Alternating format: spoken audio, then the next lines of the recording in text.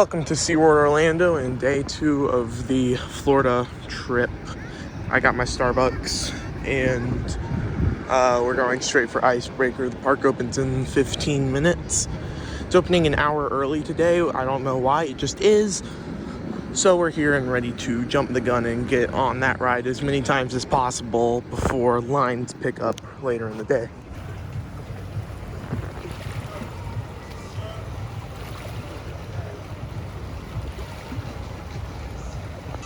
New next year at SeaWorld Orlando will be Pipeline the Surf Coaster, and apparently they have not wasted any time.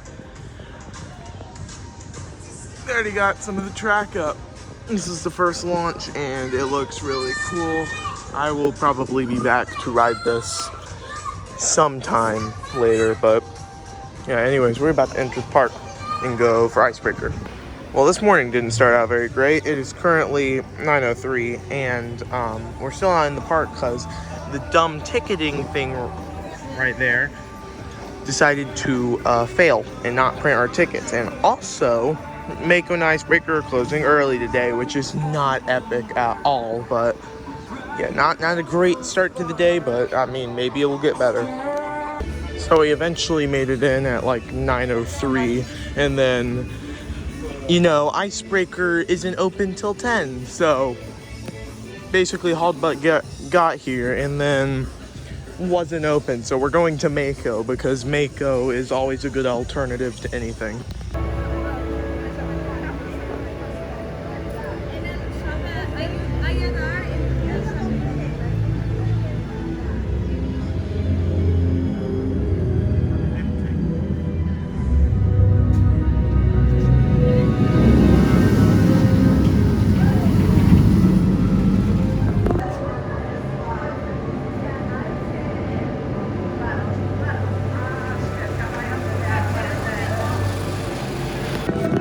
A wonderful first front row ride on Mako.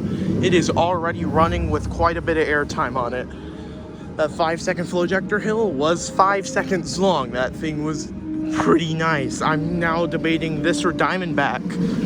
I said Diamondback after I rode it, but I might go back to this one being the top hyper, but you never know. Diamondback's way longer, but it has a little more shaky and rough transitions when compared to this one that is silky smooth. So yeah, we're just gonna marathon this until Icebreaker opens eventually.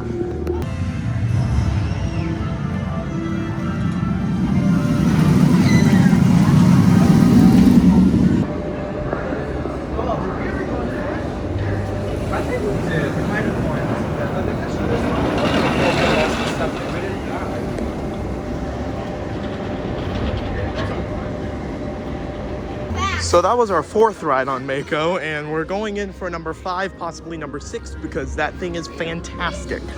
2 in the front, 2 in the back. This coaster's too good. Yeah, we need more of it.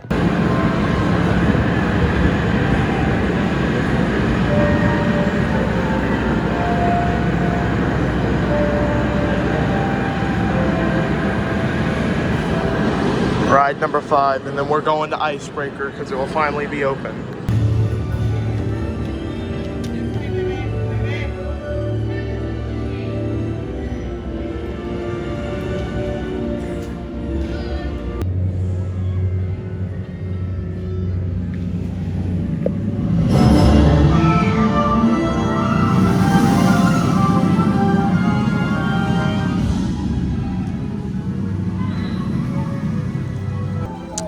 There's Pipeline, but there's Icebreaker, and we're across the bridge and we're racing for the first train of the day, hopefully.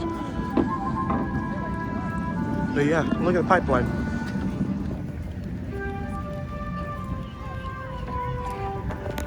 We were close to first train of the day. We were close. I give us that. Icebreaker. This coaster's cool. It was enjoyable. It was very enjoyable. Sorry, I'm walking. But yeah, this coaster was quite enjoyable actually, and it wasn't that painful for my legs, which was great. So yeah, ginormous win. During your ride on Icebreaker, Keep your hands, arms, and legs down and inside the train at all times. When the ride operator approaches, please raise your hand. Front is better than back. It is confirmed that the front is most definitely better because on these spikes you get more airtime. Sorry, not spikes, hills attached to the spike, and on these final few hills going into the brakes, you get more airtime. Front wins.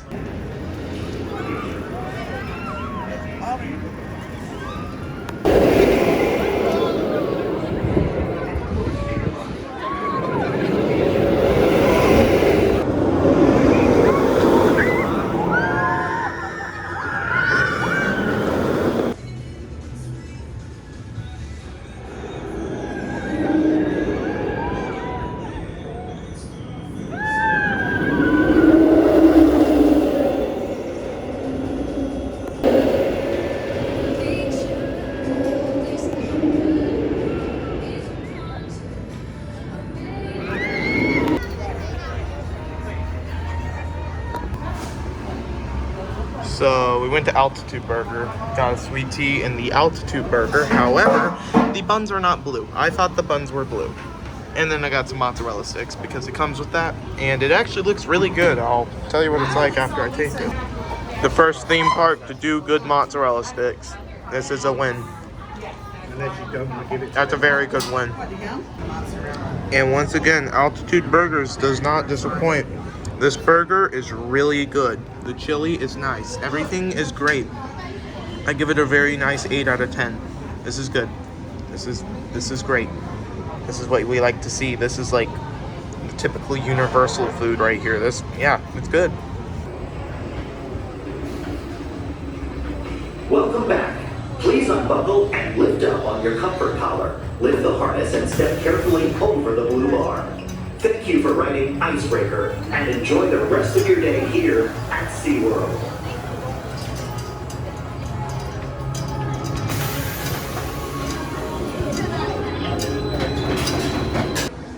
This is pretty cool. There's just not a whale. There's no whale. Where's the beluga? Kind of sad. Would they just get like a home for them and then put like that over them and make it like Seal. But do they make it comfort them and just put them in the water? Hi, friend. Look at that guy. He's a big one, huh? He's pretty cool. He's scratching.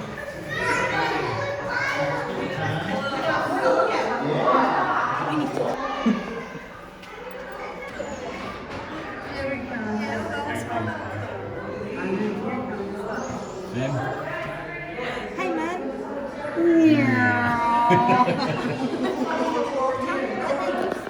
Hey, friends. I've been looking for you.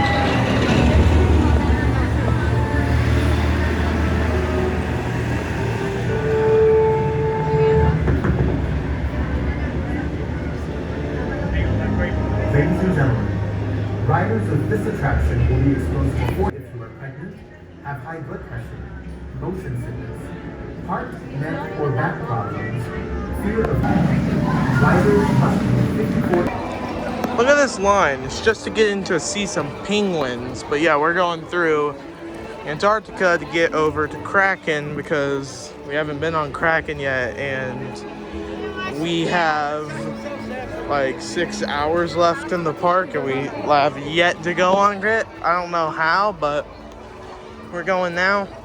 Got another ride on Mako and that was great as normal. And Icebreaker got a 6 on that. That's a W. That's a W. Kraken should be fun. I get to see it with new colors. But yeah, there's Journey to Atlantis and this should be great.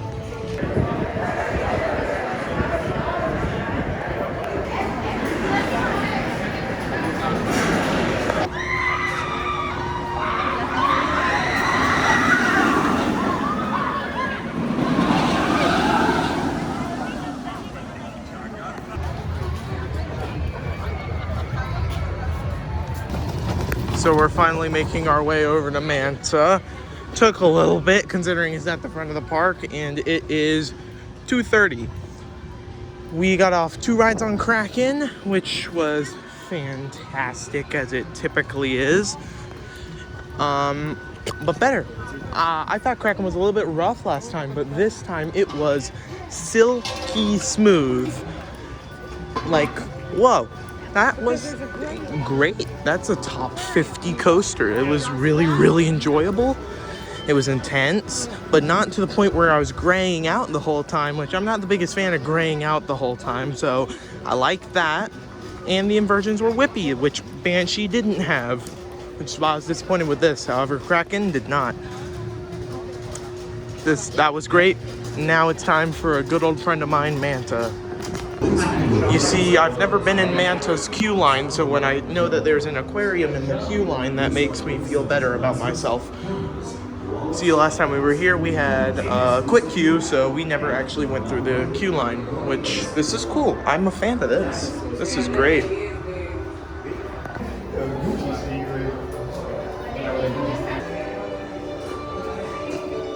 I seriously am impressed with this queue line. This is like Universal level stuff. Whoa. Oh, hey, look, it's Manta. This is cool. I like this. This is a W.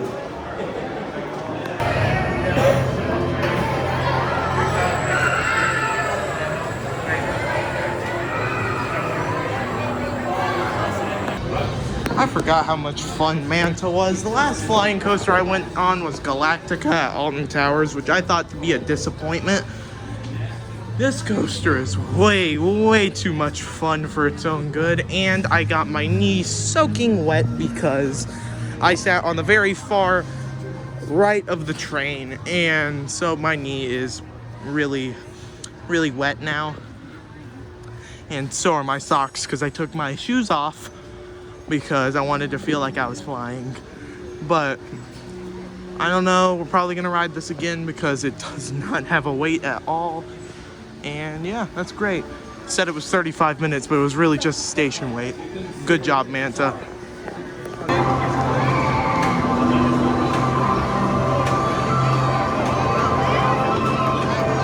You hear the music. I love whenever Manta starts going up the lift hill, starts playing music. And the only thing that overshadows the music is the wonderful screams of riders. I really do like how they use music. Icebreaker has it all over the station.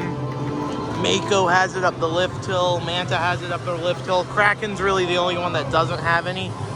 Journey to Atlantis has some, though I know it does, but we haven't been on it yet. We will later, though, and yeah. Manta, it's fun.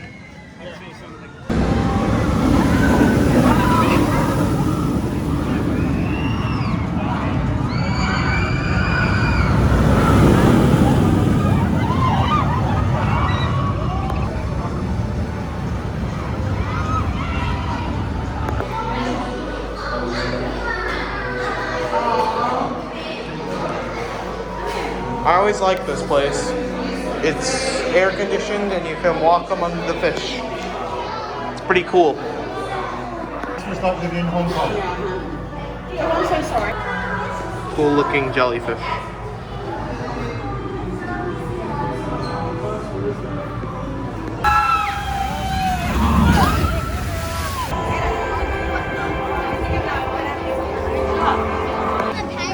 This is pretty good. This is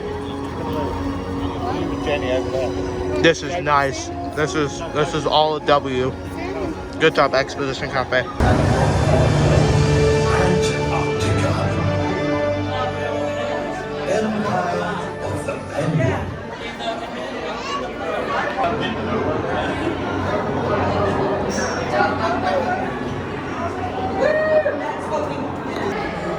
Fluffy boy.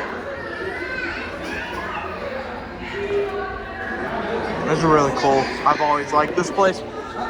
I think this is severely underrated. Yeah, the ride itself doesn't work, but the penguins do. Penguins, some more penguins. Really underrated. Bro is chilling up there.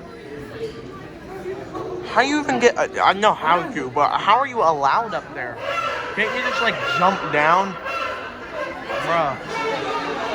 It's pretty cool.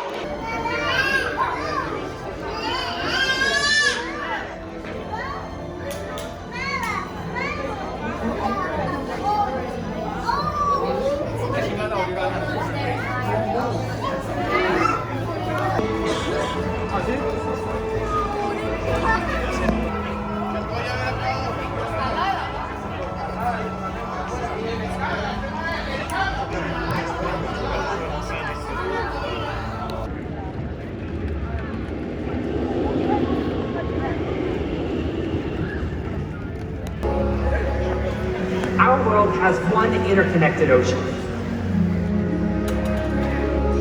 Orca. Vast.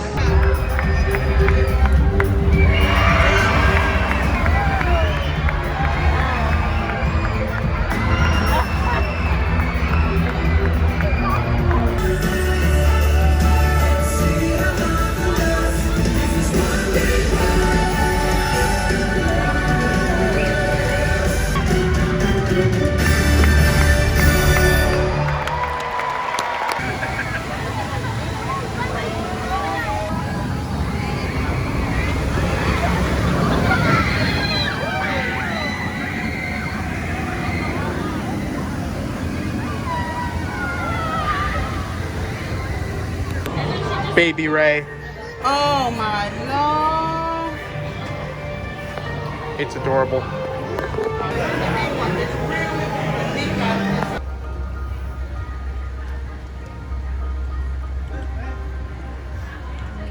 That's why he's here. He probably got caught in a... After our animal adventures, we are going to Manta as our final ride of the night, maybe. If we somehow have time afterwards, Kraken will be. But as you can see, it is essentially nighttime. And hopefully by the time we get on it, it will be pitch black darkness. I've never gotten a night ride here before, so I'm actually pretty hyped to get my first one on Manta. Because Mako and Icebreaker are closed. They've been closed since 5:30, which I think is completely dumb and annoying, but okay. So yeah, we're coming for you, Manta. And I'll report back when we get off.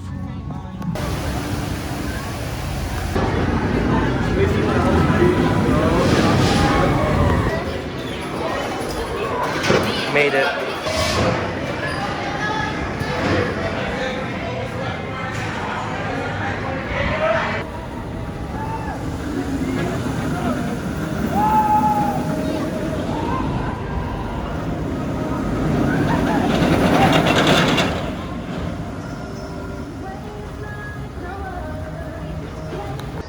So essentially I have some explaining to do because we did not actually end up getting Manta last rides of the night. We ended up getting Kraken because Manta broke down and maintenance was called, so it was going to be a really, really long time and it might have only been one ride. So we decided to make a mad dash to Kraken and it was well worth it because Kraken was absolutely nuts at night. And the Kraken crew needs to raise because they left us on the station, let us run, literally get off, wait for any open row, which was the back row every single time, and we got 3 rides in a row in the back and last ride of the night. Absolutely fantastic. Loved every second of it. And that was a great day at SeaWorld Orlando. Go follow me on Instagram at The Red Slayer Rides if you want to see some more info from SeaWorld Orlando and Busch Gardens Tampa, which is tomorrow, and Fun Spot. It'll all be in my Florida travel section. And I'll see you guys in the next video. Adios.